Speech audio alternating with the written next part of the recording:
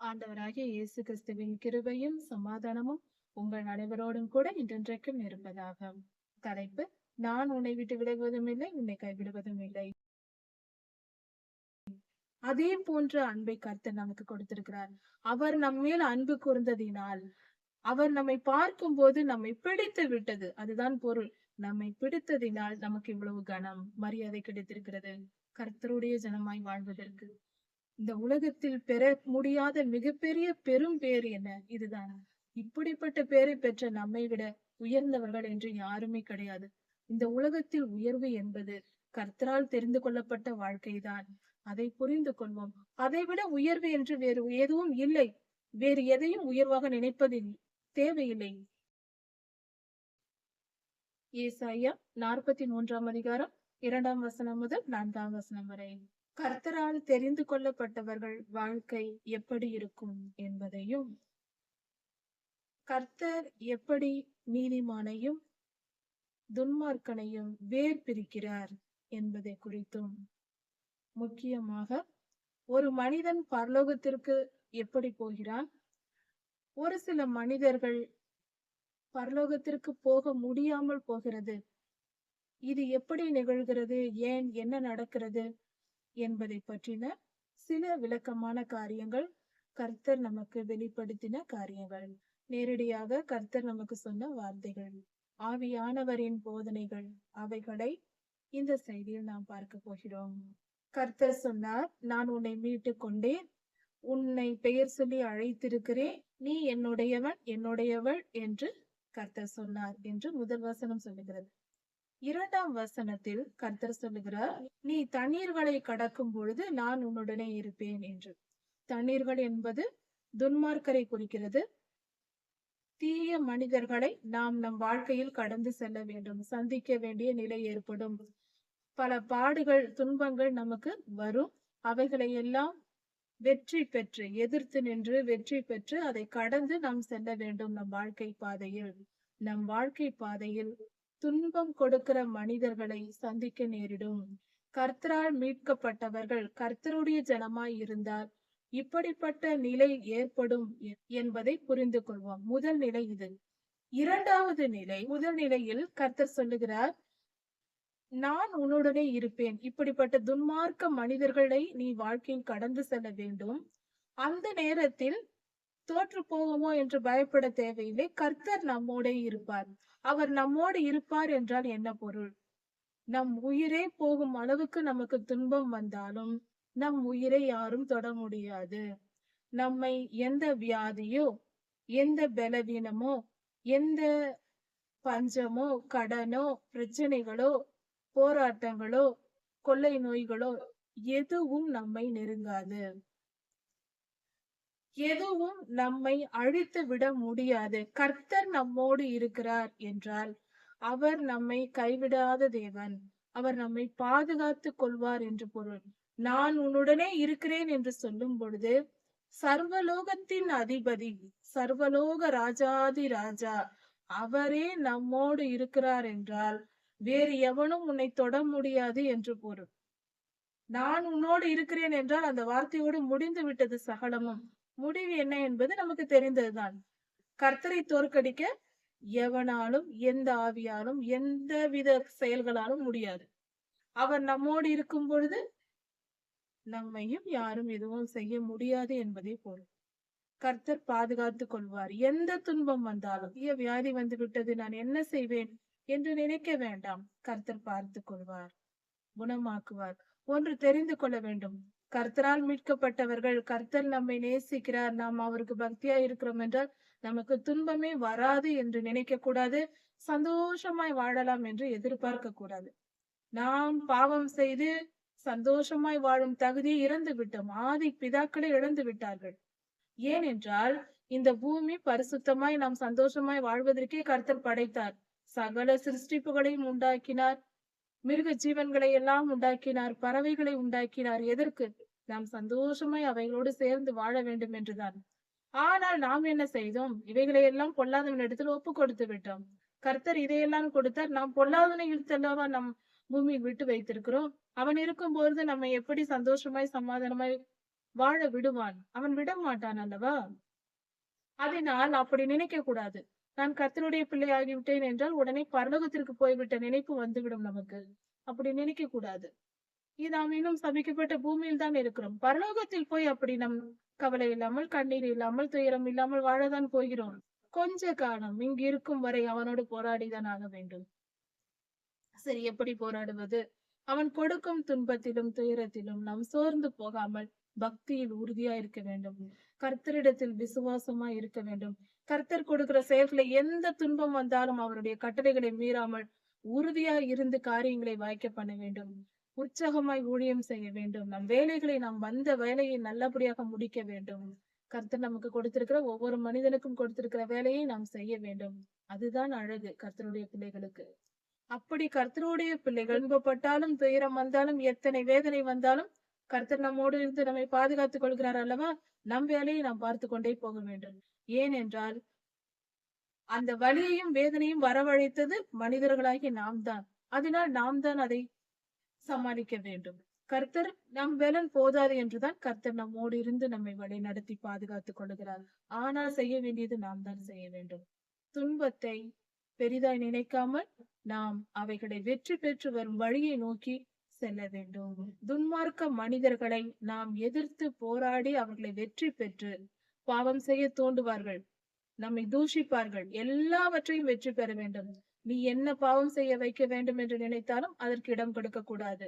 கர்த்தரை விட்டு பின்வாங்க செய்வார்கள். எதை எதை கர்த்தர் செய்யக்கூடாது என்று சொல்லுகிறாரோ அதையெல்லாம் செய்ய வைக்க போராடுவார்கள். எல்லாவற்றிற்கும் எதிர்த்து நின்று கர்த்தரிடத்தில் உறுதியா இருக்க வேண்டும். வேத வசனத்தில் நிலைத்திருக்க வேண்டும். இதற்கு ஒரே வழி தினமும் வேதம் வாசிப்பதுதான். தினமும் எப்பொழுதும் வேத தியானத்தில் நாம் இருந்தால்தான் இப்படிப்பட்ட யுத்தங்களை நாம் சமாளிக்க முடியும். துன்மார்க்கரை எதிர்த்து பாவத்திற்கு விரோதமாய் யுத்தம் செய்து பாவத்தை, தீமையை வெற்றி பெற்று, அழித்து வெற்றி பெற்று பரிசுத்த பாதையில் நடக்க வேண்டும். இப்படியாக வாழ வேண்டும். அடுத்தது என்ன வரும்? துன்மார்க்கர், தீயவர்கள் வருவார்கள். அடுத்தது தீய மனிதர்கள், தனிப்பட்ட மனிதர்கள் மட்டும் அல்ல, கூட்டம் கூட்டமான மனிதர்கள். அப்படி என்றால் நாம் ஒரு கூட்டம் இருப்பார்கள். நம் அரசியல்வாதிகள் ஒரு கூட்டம், ஒரு கூட்டம் மக்கள் என்றால் நாம் ஒரு திருச்சபையில் இருக்கிறோம் என்று வைத்துக் கொண்டால், இன்னொரு திருச்சபையை சேர்ந்த, ஒரு டினாமினேஷனை சேர்ந்த ஒரு கூட்டம் மக்கள் சேர்ந்து நம்மை எதிர்ப்பார்கள். இப்படியாக ஒரு உதாரணத்திற்கு, கர்த்தருடைய பிள்ளைகள் ஒருவருக்கொருவர் இருக்கக்கூடாது. ஒரு உதாரணத்திற்கு, அல்லது ஒரு ஊர் மக்கள் போல ஒரு கூட்டமான மனிதர்கள் நம்மை எதிர்ப்பார்கள். இப்படி கூட்டமாக சேர்ந்து எதிர்த்து வரும் பொழுது நாம் என்ன செய்வோம்? மிகவும் பயப்படுவோம். நம்மேல் அதிகாரம் வகிக்கிற சிலர், நம் தேசத்தில் அதிகாரம் வகிப்பவர்கள், நம் ஊரில் அதிகாரம் வகிப்பவர்கள், நாம் வேலை செய்கிற இடத்தில் அதிகாரத்தில் இருப்பவர்கள் பலர் சேர்ந்து கொண்டு நம்மை துன்பப்படுத்துவார்கள். அப்பொழுது அந்த துன்பம் எப்படி இருக்கும் என்றால் ஆற்று வெள்ளம் போல் வரும். அது நம்மை மூழ்கடிக்க வரும். ஆனால் நாம் என்ன செய்யக்கூடாது? ஒரு உதாரணத்திற்கு, ஒரு முதலாளி இருக்கிறார் என்றால் அவரிடத்தில் பல வருடங்களாக நாம் வேலை செய்து கொண்டிருக்கிறோம். அவரையே நம்பி வாழ்ந்து கொண்டிருக்கிறோம். திடீரென்று அவர் ஒரு பாவத்தை செய்ய சொல்லுகிறார், கர்த்தருக்கு விரோதமான பாவத்தை. ஏதோ ஒரு பொல்லாத ஆவிகளின் வழிபாடு போன்ற காரியங்களை ஏதாவது செய்ய சொல்லும் பொழுது நாம் செய்யக்கூடாது. ஆனால் நம் சூழ்நிலையை நினைத்து அதை செய்வதற்கு அவர்கள் தூண்டுவார்கள். அப்பொழுது நாம் அவர்களை எதிர்த்து, அது மூழ்க பண்ணுகிறது. ஐயோ, இவர்களை எதிர்த்தால் நம் வேலையை போய்விடும், நாம் வாழ்க்கை இழந்து போவோம் என்று அந்த பாவத்தை போய் செய்து விடக்கூடாது. உன் வேலையை நீயே வைத்துக்கொள். நீ கொடுக்காமல் போ. இதை விட நல்லதை கொடுக்க என் ஆண்டவர் எனக்கு இருக்கிறார் என்று என்ன செய்யக்கூடாது? எந்த பாவத்தையும் செய்யக்கூடாது. வேலை போனால் போகட்டும். இதுதான் மூழ்கடிக்க கூடிய அளவுக்கு ஆற்று வெள்ளம் போல நமக்கு பயமுறுத்தி மிரட்டி பாவம் செய்ய வைக்க தூண்டும். இன்னும் அதிகமாய் பொல்லாதவன் வித்தை காட்டுவான். அதையெல்லாம் இப்பொழுது அதிகமாய் நினைக்க வேண்டாம். பல விதங்களில் சூழ்ந்து வருவான். பல மனிதர்களை கூட்டிக் கொண்டு யுத்தம் செய்ய வருவான். எவன் எவ்வளவு வந்தால் என்ன? கர்த்தர் நம்மோடு இருக்கிறார். நாம் தைரியமாய் போய்கொண்டே இருக்க வேண்டியதான் நம் வாழ்க்கை பாதையில். அப்படி ஆற்று வெள்ளம் போல் துன்பம் வந்தாலும் அவைகள் உண்மையில் புரளாது என்று கர்த்தர் சொல்லுகிறார். நீச்சல் அடித்து நாம் போய்கொண்டே இருக்கலாம். நம்மை அதை மூழ்க பண்ண முடியாது. நம்மை விழுங்க அந்த துன்பத்தால் முடியாது. கர்த்தர் நமக்கு வெற்றி தருவார். நீ அக்கினிகள் நடக்கும்போது வேகாதிருப்பாய். இது எப்படி இருக்கிறது? தண்ணீர் கூட பரவாயில்லை. அக்கினியில் நடக்கும் சூழ்நிலை வரும். தனி மனிதர்கள் மூலமாய் வரும் உபத்திரவத்தை எதிர்க்க வேண்டும். இது தனிப்பட்ட வாழ்க்கையில் வருகிற எதிர்ப்புகளா இருக்கும். அடுத்தது ஆற்று வெள்ளம் போல ஒரு நிறுவனம், ஒரு பெரிய இடங்கள், திருச்சபை போன்ற பெரிய கூட்டங்கள் சேர்ந்து நமக்கு எதிர்ப்பு வரும். அதையும் அவைகளும் நம்மை ஒன்றும் செய்யாது. எதுவும் நம்மை ஒன்றும் செய்யாது. எதிர்த்து நின்று போராட வேண்டியது நம்முடைய வேலை. எதிர்த்து நின்று போராடுவோம். கர்த்தர் நமக்கு வெற்றி தருவார். அவர் பார்த்துக் கொள்வார் யுத்தத்தை எல்லாம். நிற்க வேண்டியதுதான் நம்முடைய வேலை. எதிரியை பார்த்து நாம் நிற்க வேண்டியது நம்முடைய வேலை. யுத்தம் செய்வது கர்த்தர் பார்த்துக் கொள்வார். அக்கினியில் நடப்பது போல நீ அக்கினியில் நடக்கும்போது வேகாதிருப்பாய். ஒரு காரியம் தெரிந்து கொள்ள வேண்டும். கர்த்தர் சொல்லுகிற வார்த்தைகள் 3 வார்த்தைகளை இந்த வசனத்தில் இருக்கிறது. தண்ணீரை கடக்கும் பொழுது, ஆறுகளை கடக்கும் பொழுது, அக்கினியில் நடக்கும் பொழுது, இப்படி 3 விதமான துன்பங்கள் நமக்கு வருகிறது. கடைசியாக அக்கினி போல வருகிறது. இதை இதை ஓமைப்படுத்த இன்னொரு காரியமும் இருக்கிறது. ஆழமான காரியங்களை கர்த்தர் இப்பொழுது வெளிப்படுத்திக் கொண்டிருக்கிறார். ஆசரிப்பு கூடாரத்தில் இருக்கிற திரைச்சிலைகள் இதைகளை குறிக்கிறது. 3 திரைச்சிலைகள் உண்டு. முதலில் வாசலில் நுழையும் போது பிரகாரத்திற்குள் வருவதற்கு ஒரு திரைச்சிலையை நாம் தாண்டி வருகிறோம். அந்த திரைச்சிலை தண்ணீரை போன்றது. அந்த ஒவ்வொரு திரைச்சிலையும் உபத்திரவத்தை குறிக்கிறது. கர்த்தருடைய பிள்ளைகளாய் தெரிந்து கொள்ளப்பட்டு விட்டோம், கர்த்தர் நம்மை குறித்து விட்டார் என்றால் முதல் திரைச்சிலையை கடந்து பிரகாரத்திற்குள் வருகிறோம். அதிலிருந்து 2வது திரைச்சிலை, ஆறுகள் என்ற நிலை இங்கு சொல்லப்பட்டிருக்கிறது. அங்கு ஒரு திரைச்சிலை இருக்கும், பிரகாரத்திற்கும் பரிசுத்த ஸ்தலத்திற்கும் இடையில். அப்பொழுது அந்த திரைச்சிலை இந்த ஆறுகள் என்ற நிலையை குறிக்கிறது. கூட்டமான மக்களின் எதிர்ப்புகள், போராட்டங்கள், உபத்திரவங்கள், பொல்லாத ஆவிகளின் யுத்தம் எல்லாம் இருக்கிறது. அதை தாண்டி போகும்போது நாம் பரிசுத்த ஸ்தலத்திற்குள் போகிறோம். அங்கு இன்னொரு திரைச்சிலை இருக்கிறது, 3வது திரைச்சிலை. அதுதான் அக்கினியில் நடக்கும்போது நீ வேகாதிருப்பாய் என்று சொல்லுகிறார். அந்த திரைச்சிலை அக்கினிக்கு உதாரணமாய் இருக்கிறது. அந்த திரைச்சிலையையும் கடக்கும் பொழுது நாம் கர்த்தரிடத்தில் கிருபாசனத்தினிடையில் பரிசுத்த சன்னதியில் நாம் சேர்ந்து விடுகிறோம். கர்த்தரோடு ஐக்கியமாய் விடுகிறோம். இது பரலோகத்திற்கு போகிறது, நித்திய ஜீவனை அடைவதை குறிக்கிறது. அக்கினி போன்ற அந்த 3வது திரைச்சிலை, அக்கினி போன்ற உபத்திரவம் இருக்கும். நம் உயிர் போக போகிறது என்று நமக்கு தோன்றும், நாம் நினைப்போம். அப்படிப்பட்ட உபத்திரவம் வரும். வேதனைகள், அது சரீர பிரகாரமான பாடுகளும் இருக்கும். எல்லா விதத்திலும் ஆண்டவராகிய இயேசு கிறிஸ்து எப்படி சிலுவை மரணத்தின் போது போராடினாரோ அப்பொழுது எல்லா ஜனங்களும் எதிர்ப்பார்கள், நம் குடும்பத்தினரும் எதிர்ப்பார்கள். அது மட்டும் அல்ல, நம்முடைய சரீரத்திலும் நாம் உயிர் போக போகிறது என்ற நிலை வரும். இப்படி எல்லாம் சூழ்ந்து வரும் சூழ்நிலைகள் எல்லாவித ஆசீர்வாதத்தையும் இழந்த ஒரு நிலை. அப்படிப்பட்ட நிலை இருக்கிறது கர்த்தரால் தெரிந்து கொள்ளப்பட்டவருக்கு. இப்படி வரும் என்று நாம் நினைத்து கூட பார்த்திருக்க மாட்டோம். ஆனால் இவைகள் வருவதற்கு நாம் தான் காரணம். கர்த்தர் இதையெல்லாம் விரும்பி கொடுப்பதில்லை. நம்முடைய பழைய பாவங்கள், பரம்பரையாய் நம்முடைய முன்னோர்கள் செய்த பாவத்தின் சுபாவங்கள் நம் சரீரத்தில், நம்மளுடைய டிஎன்ஏக்களில் இருக்கும். அந்த டிஎன்ஏவை கர்த்தர் சுத்திகரிக்கிறார். தம்முடைய ஆவியினால் அவர் சுத்திகரிப்பார்.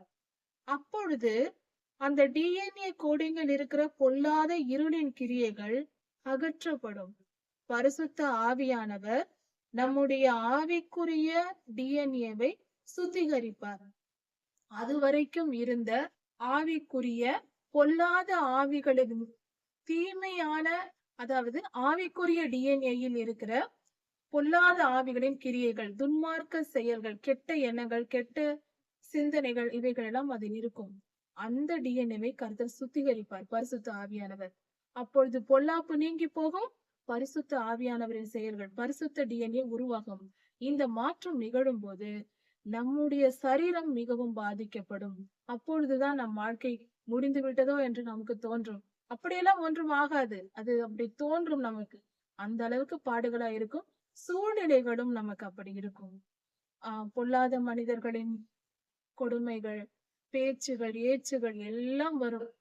அவ்வளவுதான், நீ மரித்து போனா என்று எல்லோரும் மரித்து போனால் பரவாயில்லை என்றெல்லாம் தூஷிப்பார்கள். கர்த்தரை எப்படி சிலுவையில் தூஷித்தார்களோ அப்படிப்பட்ட ஒரு நிலையெல்லாம் வரும்.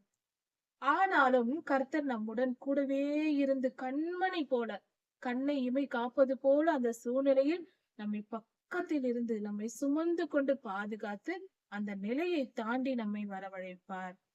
அக்கினியில் நடந்தாலும் அது உன்னை அவிக்காது, எரிக்காது.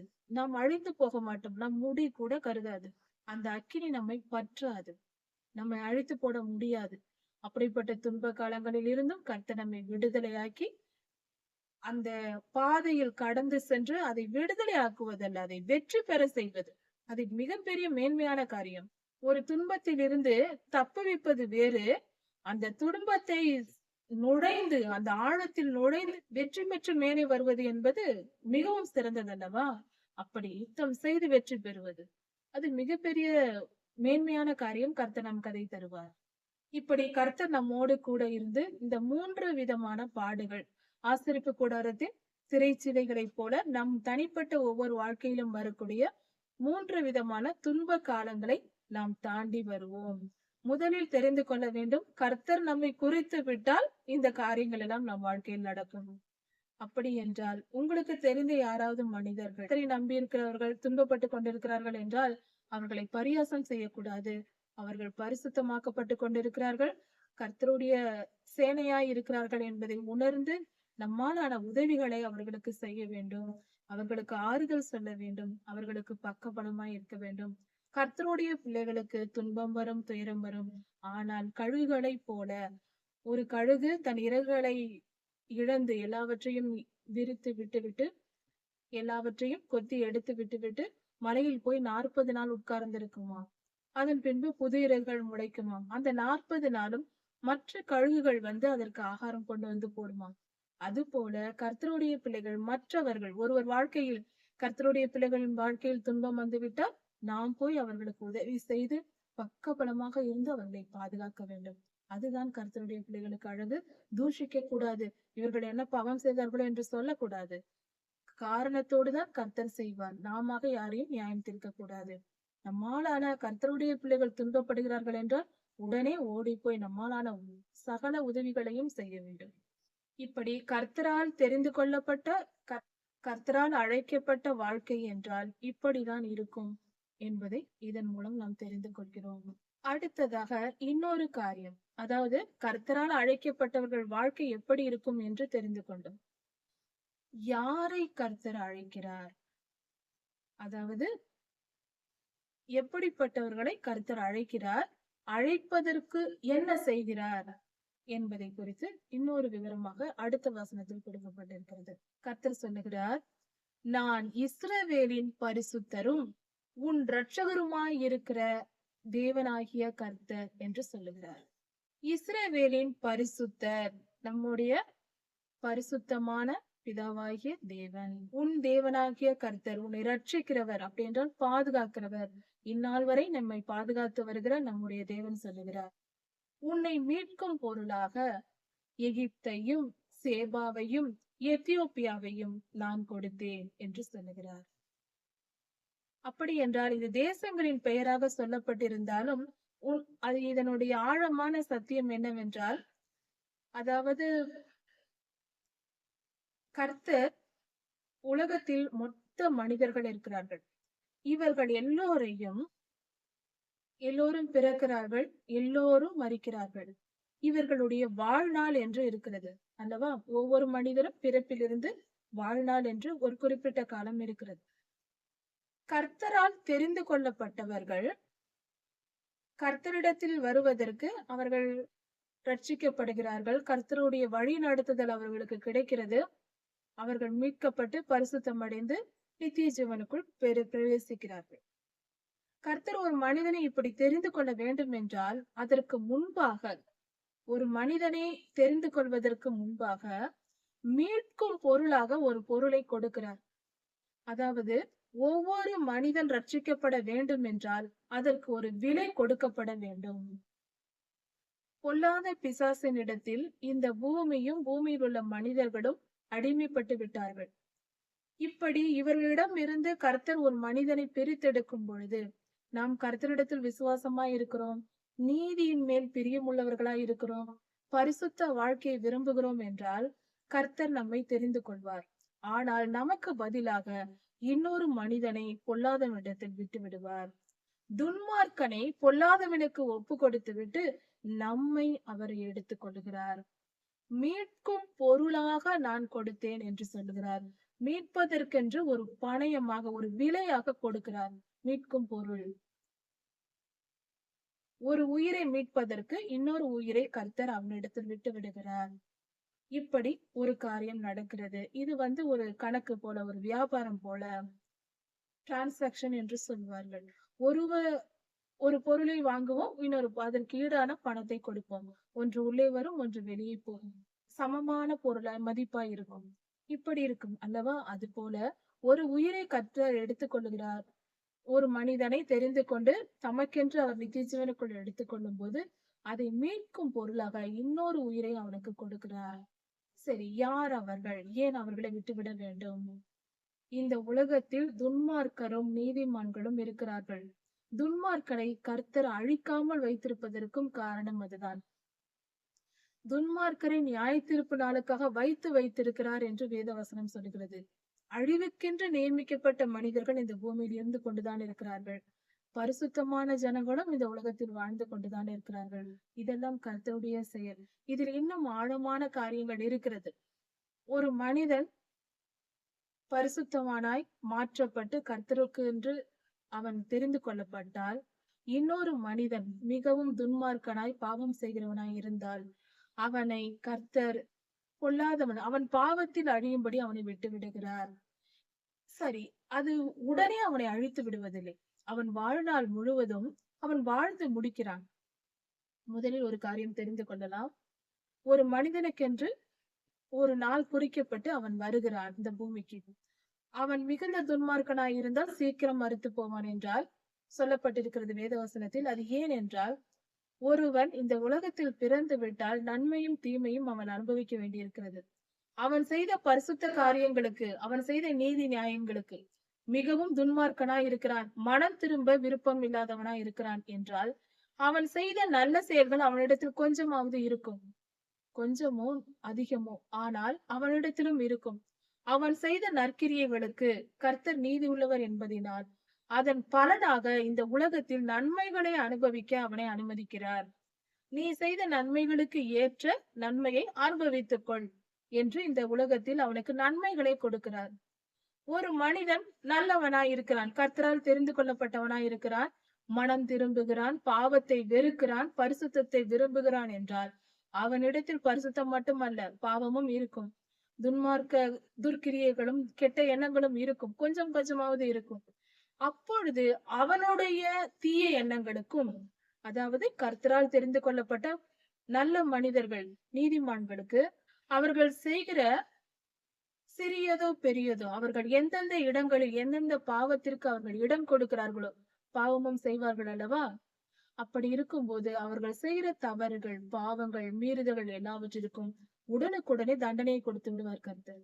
அந்த துன்பத்தை அனுபவிக்கும் போது, ஐயோ நான் இந்த பாவம் செய்தேனே, அதனால் எனக்கு இந்த துன்பம் வந்ததே என்று துயரப்பட்டு துக்கப்பட்டு அவர்கள் என்ன செய்வார்கள்? அதை விட்டு விலகி அந்த பாவத்தின் விருப்பமே இல்லாத அளவுக்கு அவர்கள் மனம் திரும்புவார்கள். பாவம் செய்யாமல் இருப்பது மட்டுமல்ல, பாவத்தின் மேல் விருப்பமே இல்லாத அளவுக்கு அவனை மாற்றுவார், கர்த்தரால் தெரிந்து கொள்ளப்பட்ட மனிதனை. இப்பொழுது இப்படி பரிசுத்தமாக்கப்பட்டு கொண்டு வருகிற மனிதன் அவன் முழுமை அடைந்து விடுகிறான். முற்றிலும் பாவம் இல்லாமல் 100% பரிசுத்தவானாய் அவன் மாறும் பொழுது கர்த்தர் அவனை எடுத்துக்கொள்வார். எடுத்துக்கொள்ளப்படுதலிலோ அல்லது மரணத்தின் மூலமாகவோ அவனை எடுத்துக்கொள்வார். இப்படிப்பட்ட மனிதன் முழுவதும் நீதிமானாக்கப்பட்டு பரிசுத்தவானாய் மாறி பரலோகத்திற்கு சென்று சேர்வார். துளியும் அவரிடத்தில் பழுதிருக்காது. ஆனால் துன்மார்க்கன் அப்படி அல்ல.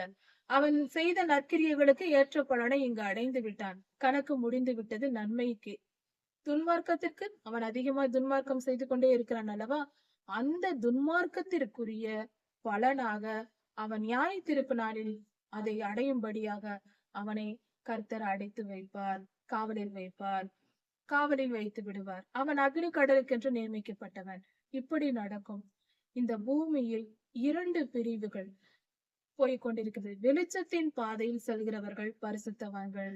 இருளை நோக்கி வாழ்ந்து கொண்டிருக்கிறவர்கள்